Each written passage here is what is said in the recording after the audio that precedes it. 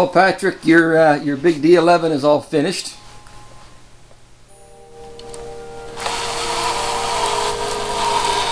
Give you an overview of the machine.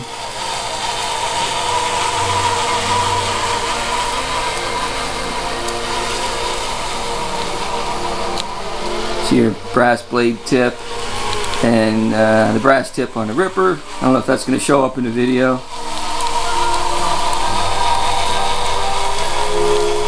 And also, Bob, on your machine, the when I did try to lift the whole machine up in the air and the front blade didn't go down that far, and we talked about that.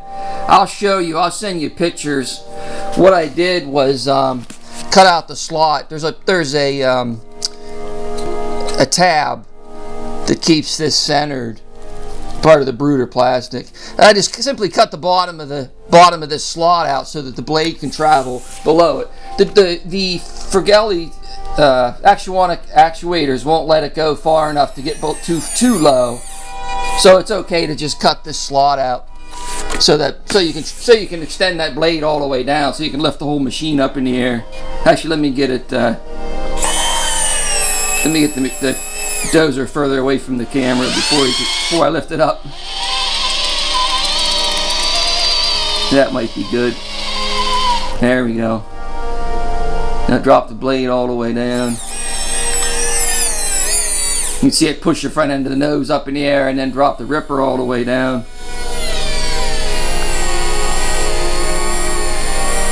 And now it's clear off the ground.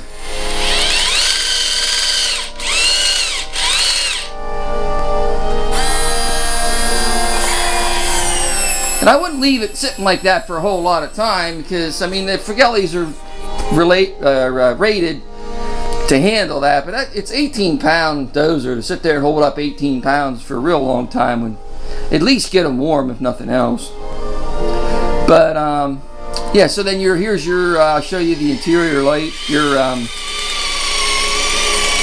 power on light. That's your green dash light. I left the driver out of it because I believe you said that you wanted to put your own operator in there. And let me back it up. I'll fire up the sound system.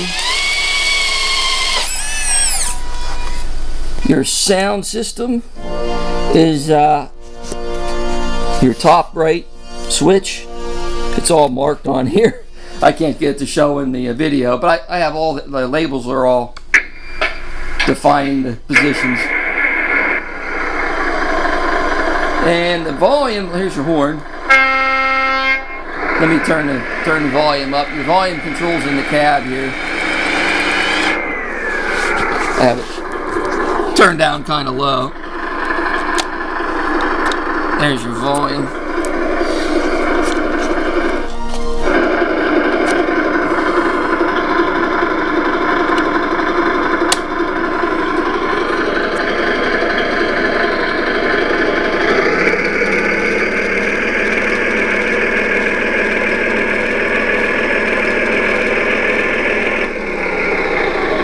And on your radio, your beacon lights are here. And it also turns on your dome light for the interior. And then this top right switch here, which is marked, turns on the rest of your lights. Your blade lights, your roof lights.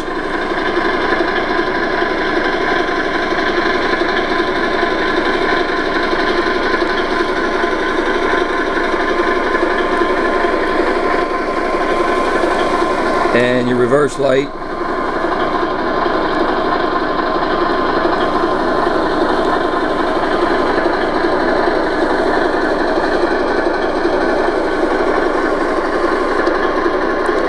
And the right stick is your drive. See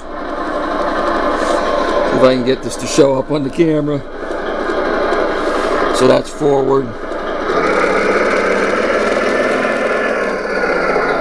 That's reverse.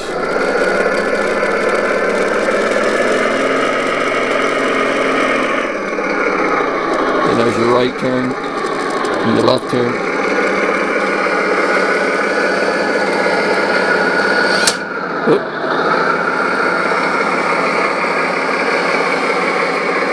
Now this is pretty cool. Here's the left stick controls your blade. So that's blade up and blade down.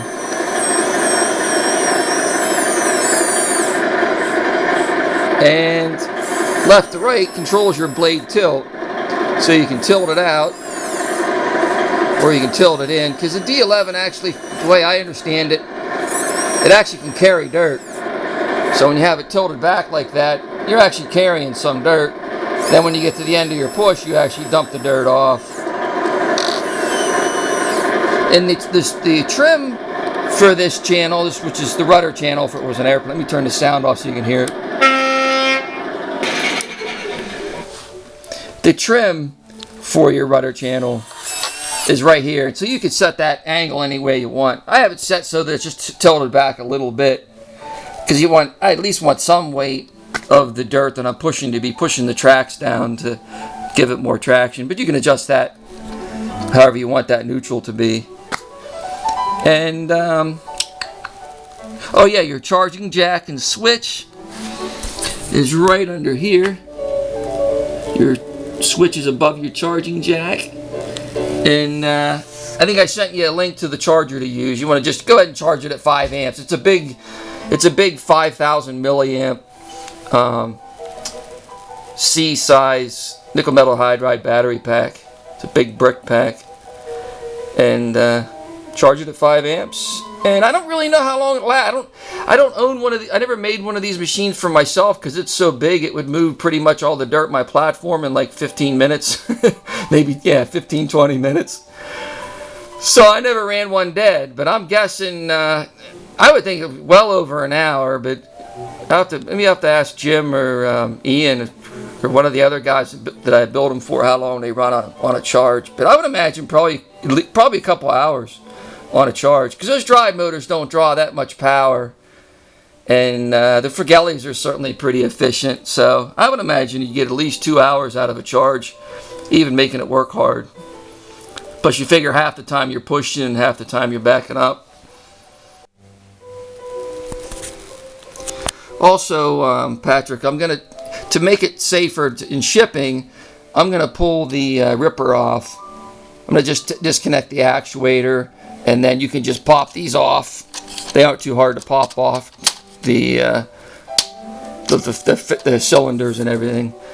And I'm also going to disconnect the bottoms of the lift actuators so they won't get broken in shipping. And it has 4 spacers on them. I'll send you detailed pictures of the spacers on the bottom of these actuators. You just have to put the screws on and put the spacers in when you put the reconnect the actuators.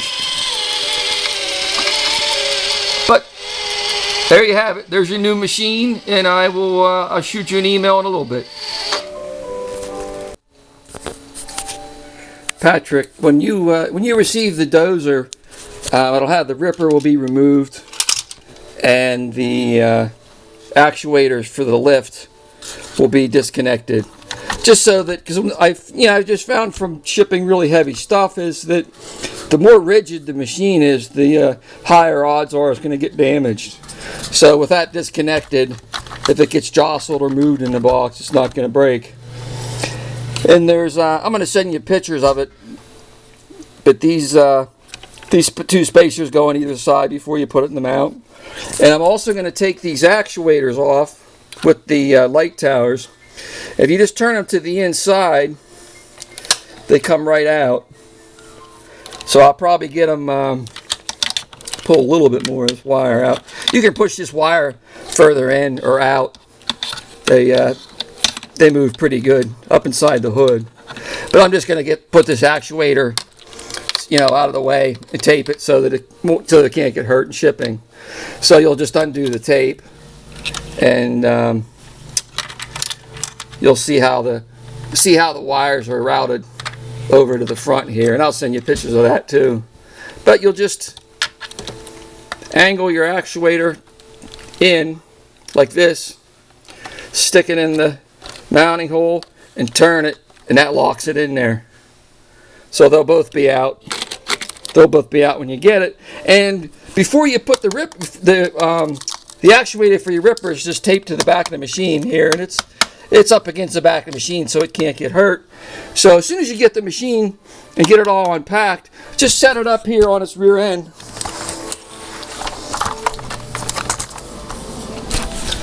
Like that. And it makes it easy to work on your blade. So then you'll just take your actuator here, and those two white spacers will go on either side of the actuator inside the mount. And I'll email you pictures as well of how they go together. So that's it. You'll just put your two front actuators, connect them, and connect your rear ripper right to this bracket here, and you're ready to go. It's fully charged, so you don't really need to charge it first time you run it, and you want to charge it at 5 amps with that charger that I recommended. So talk to you soon.